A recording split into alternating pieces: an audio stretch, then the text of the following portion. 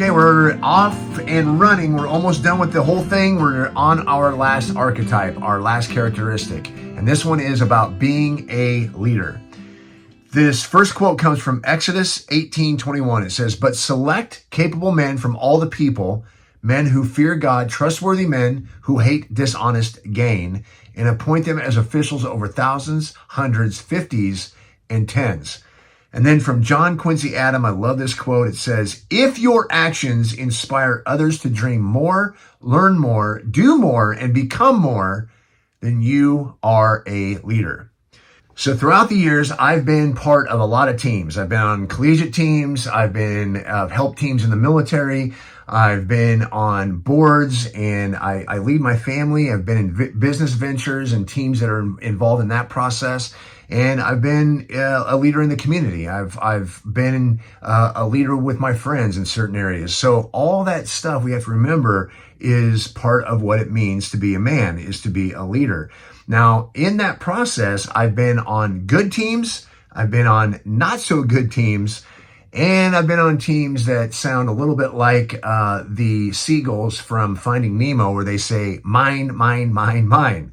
So I've been around all that different type of stuff, and I've witnessed great leadership. I've witnessed mediocre leadership, and I've witnessed really awful leadership. And if I'm honest, there are times when I feel like I've been a really effective leader, been good at what I've done, and there's times when I'm just haven't done a really good job, and actually probably a horrible job. So all this idea is something, or all these things rather, are something we need to keep in mind. And then the question is, how do I become a better leader over time? Well, every team that we have is made up of human beings. And that's the key. We have to remember that we are leading other human beings.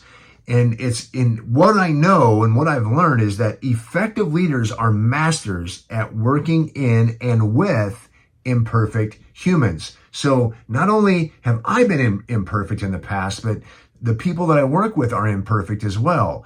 And so we have to figure out, how do we work around that? So Edmund S. Morgan states this about Ben Franklin's approach to leadership, and I love this quote. He says, "He did it with recognition of their human strengths and weaknesses, as well as his own, in a spirit that another wise man in another century called the spirit which is not too sure it is right. It is a spirit that weakens the weak and strengthens the strong." See, the central challenge of leadership is guiding teams of imperfect humans toward a meaningful purpose. So we're all imperfect. We're going to make mistakes, right? But we still have to lead. We have to be the ones that go out and lead as best we possibly can. So effective leaders then clearly communicate a team's purpose, mission, and vision, and have the amazing ability to inspire their people to face the challenging, hard work necessary to fulfill it. You know, and inspiration lights a fire in people. So this is the idea. How do we inspire people to divide and conquer, to stand and achieve, to strive and succeed? So in history, we see great leaders, and some of these leaders are tyrants. They're awful people, and some of them are great people. And what I want to do is compare and contrast two people here to kind of make my point. So the guys I want to talk about today and compare and contrast is Abraham Lincoln and Adolf Hitler. Now, whether we like it or not, both of these guys were effective leaders, and they inspired a whole lot of people to follow them.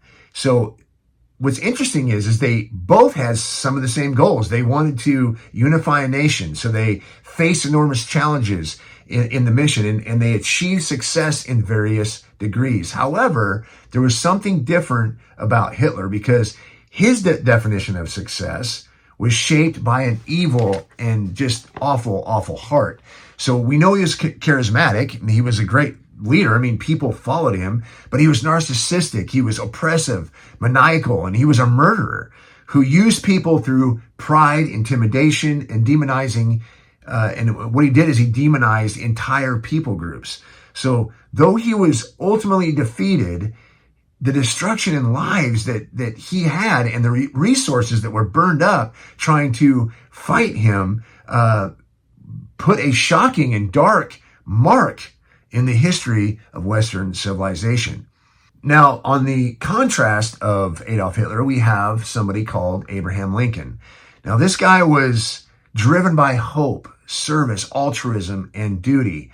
And he served as a president during one of the most trying and ugly spots in American history, which we call the Civil War. And his job was to try to hold the Union together as best as he could. Now, there were people that thought he was doing an awful job. And, but today, interestingly, many of us see him as one of the greatest U.S. presidents to ever be in history. So, but what's interesting and kind of sad, really sad, is that many of his peers regarded him as a stupid human being and a flat out tyrant. In fact, in a book by Michael Bechelos, which is called The Presidential Courage, it says, has a quote in there, it says that he was born of white trash and educated in a slave state. And they also claimed him, Lincoln, as a murderer. They said he was murdering the nation. They also said things like, they called him an obscene ape and a well-meaning baboon. All of these things are just awful. And this is how people responded to Lincoln's leadership. But here's what I love. I love what Lincoln says. He says, in a moment of self-reflection, he says this: "Perhaps some other man might do this business better than I, but I am here, and that better man is not here." So what we see is Lincoln and Hitler both exemplify the power of leadership. Great leaders of men, good or bad, have a vision and are relentless in the pursuit of achieving it. That relentless pursuit starts a chain reaction that is, once rolling, incredibly hard to stop. The influence, actions, and decisions of both men set incredible change in motion, a change that still impacts us today. Leadership is an important thing.